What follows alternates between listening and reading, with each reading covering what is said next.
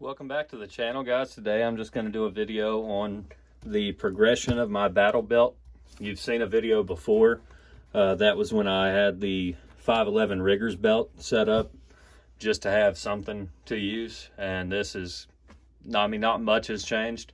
It's just on a more sturdy platform, and I'm going to discuss why I've set it up the way that I have. So we'll start right here at the Cobra buckle. This is a Blue Alpha belts. This is their 1 3/4 inch Molly version with the D-ring. Now I've got the D-ring because I do have the capability of rappelling. I've got a locking carabiner. I probably need to spray paint that. May do that after this video.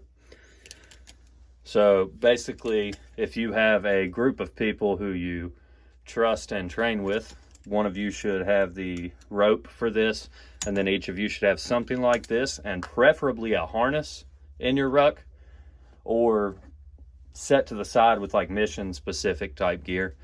And then all of you should have your backup option to go on your belt. It's a simple D-ring. It doesn't add much weight. And then the locking biner and the other piece. I mean, it's just good stuff to have. It can't hurt anything to be capable enough for that. And then moving clockwise, we've got a roll of electrical tape tied on with paracord. That's good for a band-aid, repairing some gear, taping, cable management, wiring something up if you have to. And then you've got the UBL with the zip tie mod to keep it up completely. It's not gonna wiggle around. See that extra space? I'm aware RDR makes a piece that goes in there to really help with the slack, but zip tie works just as well. I do not own that piece. Down here, we've got a T-Rex Arms thigh strap. It's good stuff right there. The handy part about this one is it's got the rubber, helps it cling to your legs. It's not riding up or down, not getting stuck in your crotch area, anything like that. Then you've got the QLS, I think it's QLS 22 is attached to this. And that's important because I've got a lot of different holsters I like to run. For example, my go-to at the moment is the holster you've seen on the channel before. This is just a simple ALS with a tourniquet, nub mod. If you've got a Safariland, you need to have a nub mod. But they just click on and off like that. Push them down in. It locks in. It's not just going to come off. Nobody can rip the whole holster off. I've seen videos about that. Some people are ignorant. But that is my preferred holster. But I'm making some moves right now toward a red dot equipped pistol. So this will likely be my new holster setup in the near future. This is the 6354. It doesn't have the external hood or anything like that.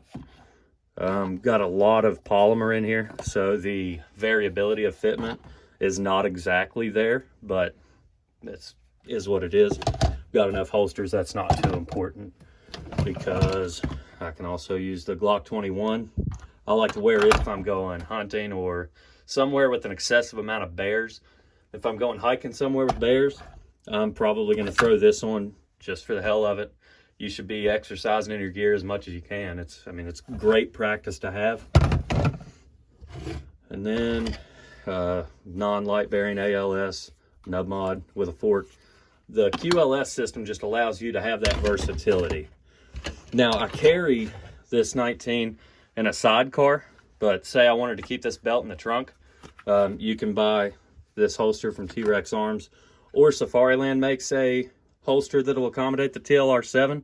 TLR7 isn't my choice of pistol light, but it conceals very well. And then you can also go outside the waistband with it, and it's still an effective weapon and an effective weapon light. But enough about the holster. You'll see that there's some extra space here, and I like extra space because you can always throw on a big size multi-tool if you wanted to, or if you need to for some specific reason, or some type of smoke grenade pouch. so you can have some type of smoke. I know our civilian options aren't as good as what we'd like to have, but it's a story for another time. I could throw this tourniquet on with a quick lock, which I think is very handy to have. I don't use this a whole lot just because I carry an ankle IFAK. I've got tourniquet struts on both of my main holsters. For everyday carry, I don't see the need for more than a couple of tourniquets. It's just what it is. So once you get past needing a couple tourniquets, you probably need wound packing material, but it's what it is. Also, this spare space here, everything can be shifted a little bit if need be for this weapons catch. This is HSG. I'm pretty sure it's discontinued, but I like it because it's not Velcro. I didn't want Velcro with it. If I need my gun, I can just pull this big strap here and it's there. And if I need it out of the way, then good. I don't use the weapons catch for the AR-15, although it can be used for that if I'm doing manual labor and want it out of the way. You can throw this on any belt. It's just a belt loop. It's not molly. But I've got that for mainly a shotgun, and that's to gain entry to places that maybe you shouldn't need entry to, legally, of course, or without rule of law, SHTF, all the keywords. But yeah, it's nice to have some extra space so that you can add things as needed.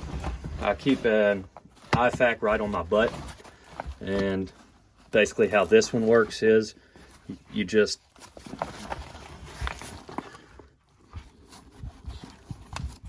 you're going to need to get a hold of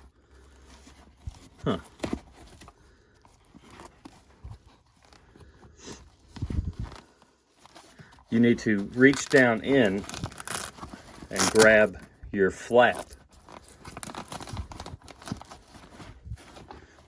Reach down in, grab your flap, you pull, and this cable comes out, and your contents are exited from the pouch, which is handy because all of your stuff stays clean and dry, vacuum sealed inside this pouch. But then when you need it, everything's right there in front of you. You don't have to dig blindly into your pocket. I keep a significant sized dump pouch because you never know. You might feel more comfortable with 6 extra mags, or you might want to pick up your stuff, pick up your trash, wild edibles, things of that nature. Never know. We're not preparing for traditional roles that people may have used before. Moving on, I've got 2 HSGI tacos for rifle. Now, I really like these for the versatility factor. Right now, I keep 2 30-round mags filled with 77 grain OTMs. They shoot good out of my 10.5, and they're sighted in both of my duty rifles that I would consider. But also, these pouches are versatile in that that's an AR-10 mag. 308 Winchester right there, ready to go in the exact same pistol pouch, or in the exact same magazine pouch. And I like that because I may want to use a different gun, or I may need to use a different gun, reach out, hit something a little harder at a little further distance. I've got bigger glass on my AR-15 or my AR-10. So that's handy. Also, these tacos, they can hold a lot of things. It's actually kind of weird. They stretch out. Maybe I need my rangefinder, toss that in one of them. I could also toss that in the dump pouch, but you get the point. So that's handy. I've also been out to the range and ended up with only shooting pistol that day. So toss you a couple more pistol mags in a rifle pouch. And the retention is actually fairly surprising. You can get by with a lot with these tacos, and I love them for that. Slightly the same reason for the S-Tacs. I love a good Kydex pistol mag holster. It's what I use every day, and it's what I keep on this belt. Okay, while these may be Glock 17 mags with some Dawson Precision extensions, you can also slide in a Glock 21 mag, just the same. They are very tight, but you can also run them on the exact same belt setup, and I like that versatility. These tacos, AK mags, 300 blackout mags, just about anything that you can fit in there, it's going to work. You could probably slide in 2 20-round boxes of some deer rifle ammo.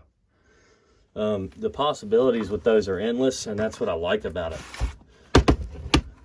For shits and giggles, we'll see. Yeah, absolutely. I mean, it's just nice to have something that can carry different things for reasons that we may not know at the moment. Moving on, let me get this stuff back in here. These Federal 147 grain HSTs. That's the ammo I've decided to go with. Do your own homework on ballistics.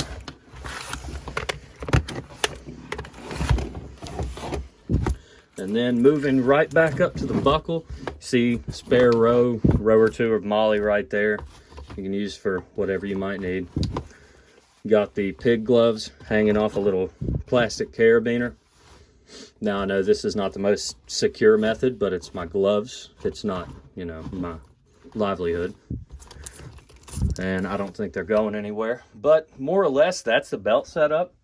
If you have any questions about it, just drop it in the comments section below. If there's something different you'd recommend, drop it in the comments section below. My only gripe about this is the inner belt. It mates up to the outer belt very well, but I can't stand a Velcro closure type belt.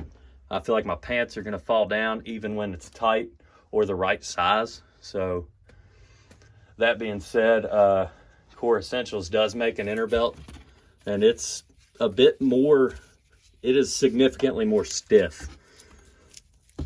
It is also a Velcro closure, but it really supports the weight better. And you'll see more on that design as we go over their battle belt. But for the time being, this is the blue Alpha belts. 1 3/4 inch Molly. This is my size. You'll need to get your size, obviously. I'm Coyote. Thank you for watching. Like, comment, subscribe, share a video with a friend, and I'll see you next time.